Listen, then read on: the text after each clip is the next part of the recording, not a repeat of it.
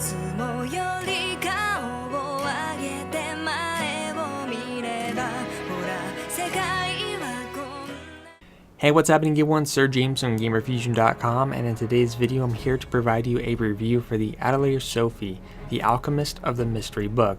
Now, this game recently came out on the PlayStation 4 and it's pretty much considered a JRPG.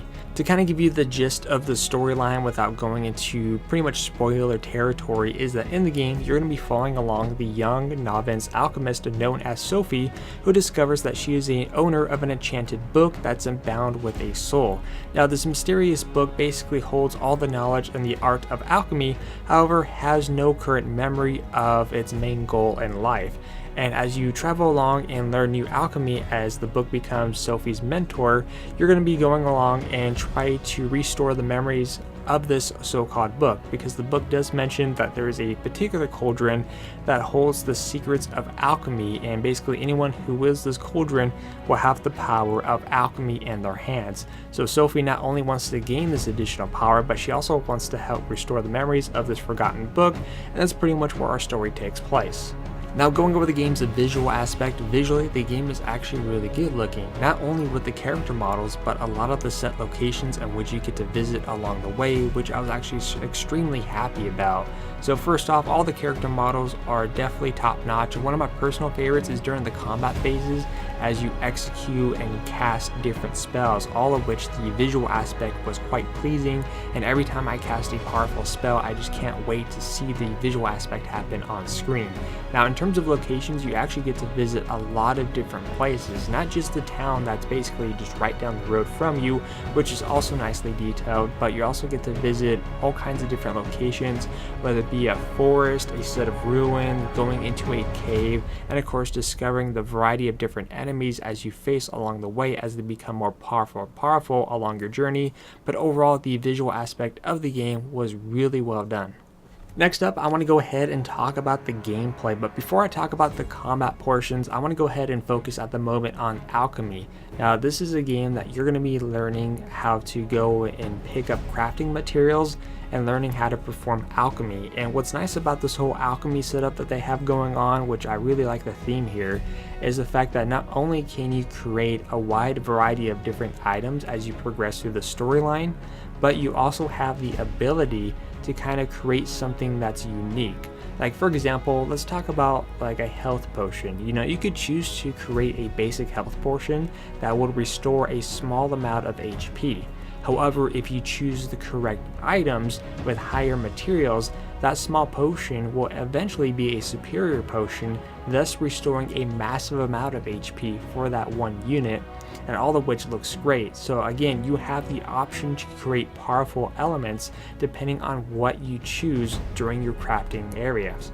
Now, besides the whole crafting item, which is basically the key point of this game, is of course during your free roaming you could go and find items throughout different locations. You could purchase items through the store that's located in a town, and of course you could also take on tasks to help level up your character, and of course to earn revenue off that to buy other high-end material. Now, in terms of combat, the combat portion is pretty much simplistic, and again, it's a turn-based strategy where you get to perform your attacks, and of course the enemy will perform theirs. You know, sometimes if an enemy is getting ready to perform a heavier attack, you are going to get an indicator on the left-hand side, and of course we'll also keep track of whose turn it is and whatnot. And what's nice is that there's also a meter where every time you perform certain attacks and it reaches maximum input, you'll be able to perform an extra attack as well. And the way the combat system works is that you have your basic attack, you have your skills, you have the option to run away if things seem to be too difficult at hand, and of course you could also choose to defend. What's nice about the skills and abilities as you level up is that not only do you get to earn new party members along your journey, but a lot of the skills and abilities are actually very unique and very cool looking, which is one of the reasons why I like the visual aspect of the game.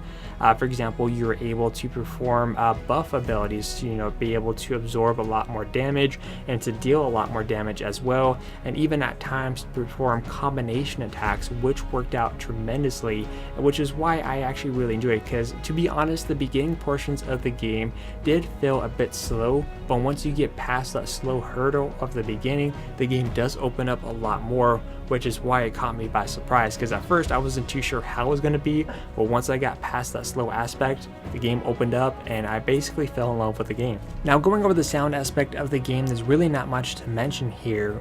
In terms of voice actors, you do have two different options. If you want to have the game with English voice actors, that's option number 1, or you could prefer to have the original Japanese dub. I did check out the game on both options. In my opinion, the voice actors sounded really good. There wasn't really one character that stood out above the rest in my personal opinion, but I did enjoy the soundtrack of the game from the game's official opening to the start of my experience and all the way to the end once I had completed the game.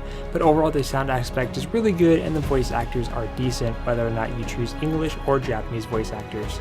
Now, as for the game's lifespan, I don't think this is a game that's going to get a lot of replay value. However, for those who are a little bit more of a completionist, you're probably going to find some extra activities to do.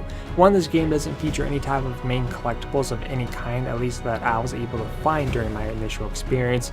But for anyone who likes to kind of put hours into an RPG, then I would say the replay value here is trying to max out the level of your characters as far as the game will take you, to max out all the characters' unique ability and skill level, and of course also to reach the Master Alchemist, to learn all that there is to learn and to max out and to complete the memories of this book that you're trying to help out. But that's where the replay value is going to take place.